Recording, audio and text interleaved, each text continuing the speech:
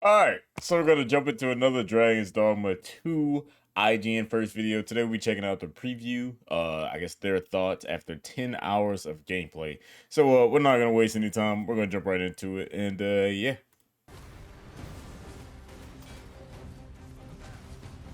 IGN first. I thought it would be a simple side quest. The owner of an apothecary enlisted my help to find his lost grandson who had been taken by wolves. As I followed the trail, I heard a screeching noise from up above. Watch the... Oh, snap. A All of griffin. a sudden, I'm in a battle for my life against A griffin. It's a monster that's far too strong for my party to handle, but we fight and claw and hold our ground until finally we get it to retreat. It flies away. I breathe a sigh of relief, then set up at the nearby camp and sleep till nightfall. That sleep is then interrupted by the same griffin back for revenge. That fight somehow boils over into another battle with a white, who proceeds to beat me within an inch of my life before I finally take him out. Just as the sun I'm rises surprised they after an are still alive. 20-minute battle.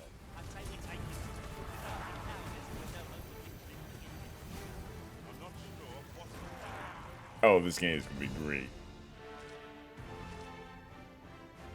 Cryos Time? Time? None of this was part of the actual quest involving saving the boy. It was just There was somebody out there that cascaded into one of the most unforgettable encounters I've ever had in an open world action RPG. And it was just one of the incredible encounters I experienced during the 10 hours I spent adventuring through. You know one thing that's gonna be incredible? So he just described like an entire 2 fights that he just had while going on a quest. According to the devs, it may be different for every person. So maybe not a griffin, maybe a cyclops. I can't wait. Dragon's Dogma 2's fantastic open world. Dragon's Dogma 2 hands-on preview after 10 hours. While I didn't get to start from the very beginning, I did get to begin with the creation of my own pawn. Pawns, for those unfamiliar with the first Dragon's Dogma, are AI-controlled companions that gain gear, skills, and experience from your game, and then take all of that with them online where they can be hired by other players to be companions in their own games. I'm not going to spend too much time on either pawns or... Wait, let's go back. With them online where they can be hired by other players to be companions in their... I wonder if this allows you to be cross-pawn form. Now, I wonder if it's if you could do like cross-platform pawn. Their own games. I'm not going to spend too much time on either pawns or character creation, especially because we've already made those videos. But what I will say is that pawns are integral to one of my big takeaways, which is that exploration and discovery in Dragon's Dogma 2 feels much more natural than ever before.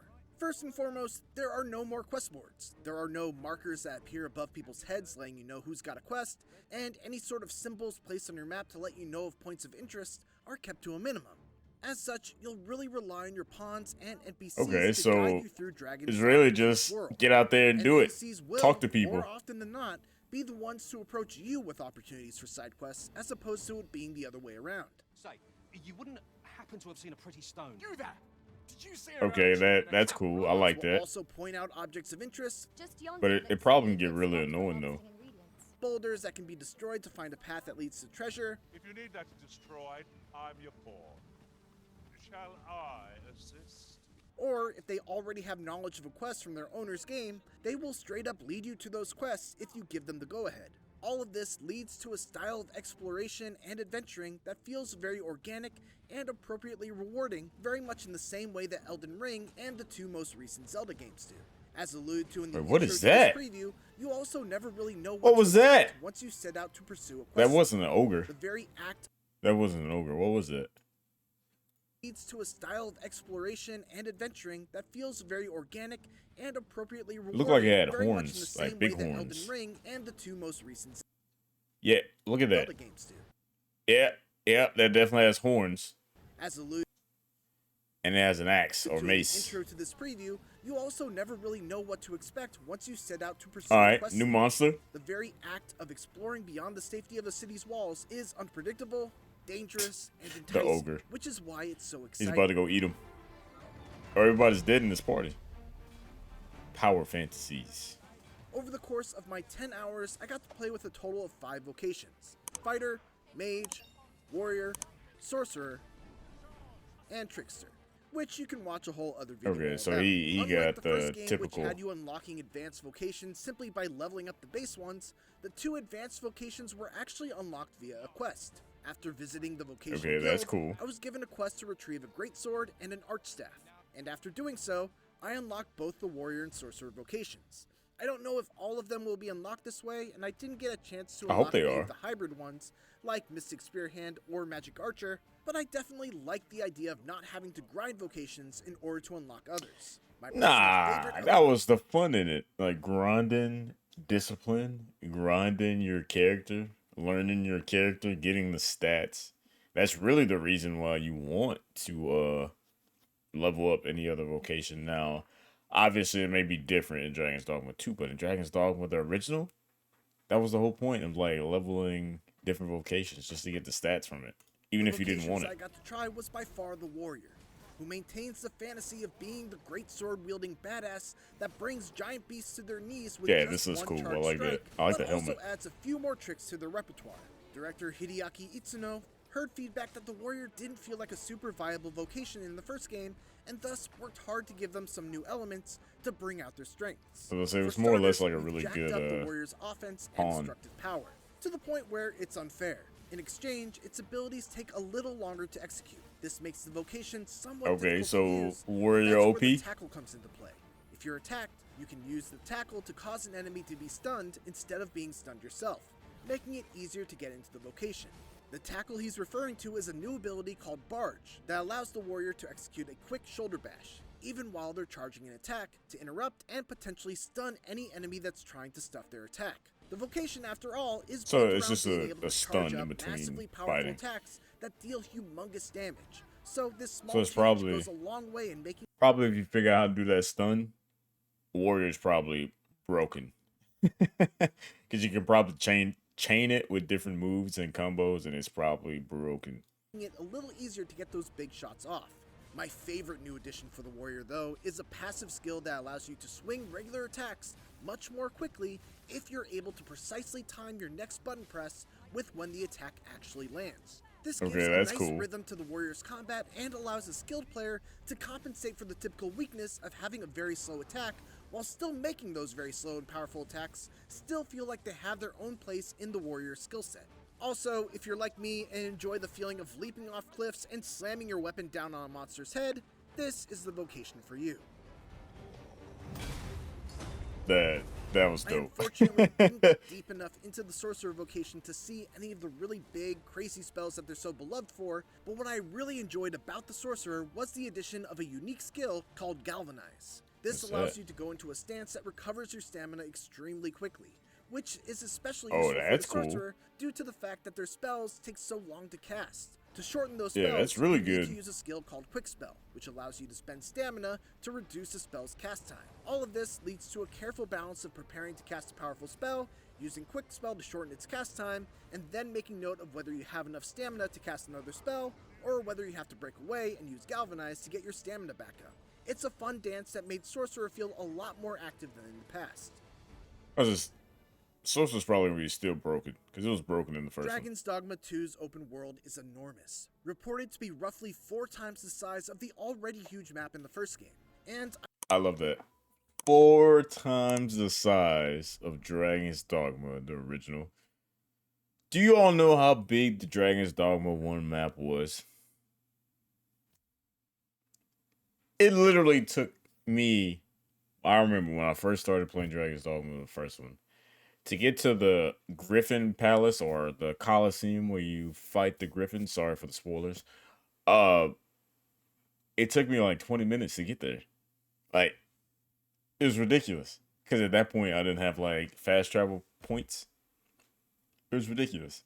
I don't doubt I that thought, claim how in my absurd experience is of this? checking out the map and wandering through just a small portion of it. It's big, but it's also dense, with exciting encounters both on and off the beaten path that were paced nicely so I wasn't constantly slowed down by back-to-back battles, but I also never went too long without having something to engage with.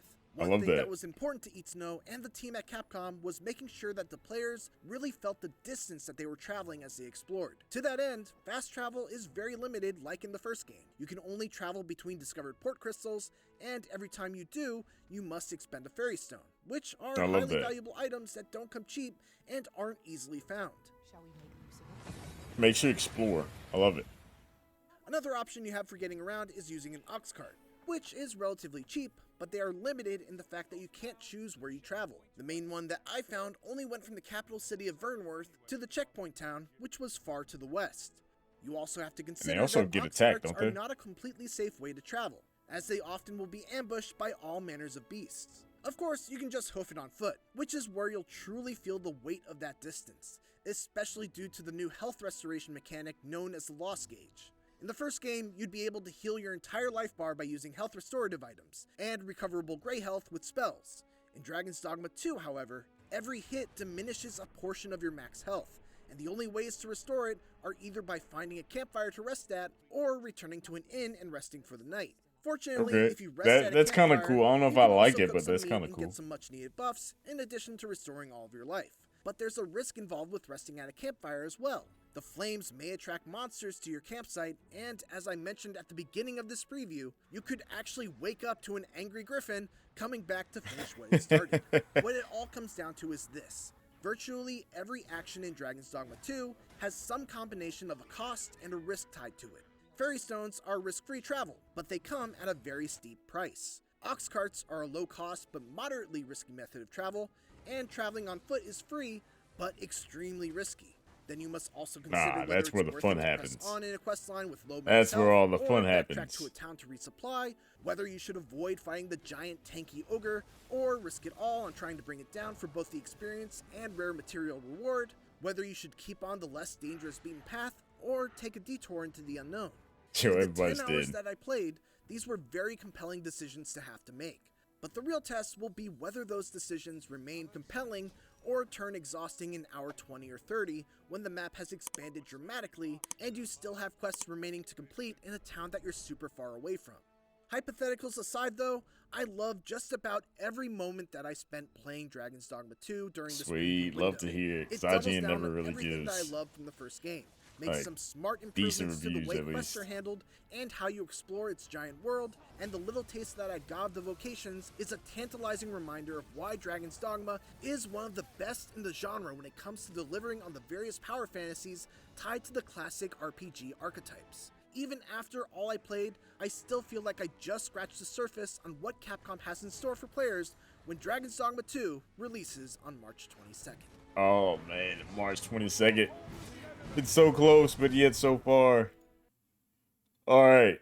Well, that has me excited. You know, obviously, every single time I see a video about Dragon's Dogma, I get more and more excited. But yeah, I think Dragon's Dogma may be the best game of the year. I'm saying here first, game of the year. But hope you all enjoyed the video. Don't forget to hit that like and subscribe button. And let me know down in the comments below what way of travel are you gonna be using? Are you gonna be running? Are you gonna be using the ox cart? Are you gonna be fast traveling when you first start the game? I know towards the end of the game it probably can get a little exhausting after visiting multiple places more than once. So at the beginning of the game, what's your preferred way of traveling? Hope you all have a great day, and yeah, peace.